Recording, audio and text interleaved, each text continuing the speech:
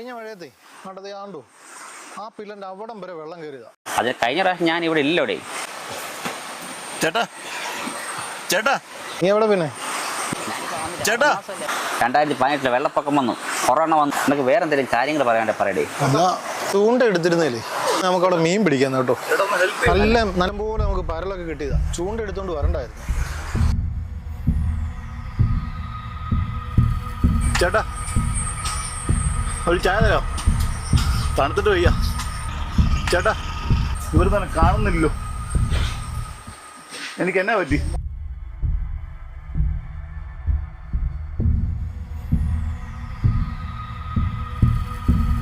ചേട്ടാ ചേട്ടാ ചേട്ടാ ഒരു ഹെൽപ്പ് ചെയ്യട്ടാ. അമ്മേ എനിക്ക് എന്നാ പറ്റി? ആരും എന്നെ കാണുന്നില്ലല്ലോ.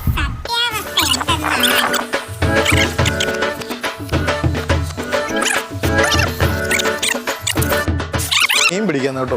ഇഷ്ടംപോലെ നമുക്ക് പരലൊക്കെ കിട്ടിയതാ. ചൂണ്ട എടുത്തോണ്ട് വരണ്ടായിരുന്നു. ഇത് അവന്റെ സ്ഥിരം പരിപാടികൾ. ആ ഇവിടെ ചുമ്മാ ഒഴുകി വരും. ആരെങ്കിലും കണ്ടു കഴിഞ്ഞാൽ കയറി വന്നിട്ട് വണ്ടിക്കൂലിക്കില്ല, പൈസ ഇല്ല എന്നിട്ട് കായൽ ചോദിക്കൂടെ. അതുകൊണ്ട് ഞങ്ങളിപ്പോൾ മൈൻഡ് ചെയ്യാറില്ല. ഇത്തവണ നാട്ടുകാരെല്ലാം കൂടി തീരുമാനിച്ചാ ഇവനെ മൈൻഡ് ചെയ്യേ വേണ്ടെന്നുള്ള കാര്യം. ഒരു പണി കൊടുക്കാൻ തന്നെ ഞങ്ങൾ തീരുമാനിച്ച.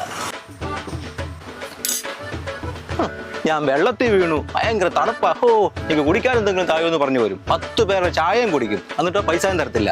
ഇപ്പൊ ഇത് ഞങ്ങൾ മൈൻഡ് ചെയ്യാറില്ല. അവൻ തട്ടി പരലോകത്തെത്തിയതാണ് എന്റെ വിചാരം. നാട്ടുകാരും അവനെ കാണാത്ത, അതുകൊണ്ടാണ് പുള്ളിയുടെ ധാരണ.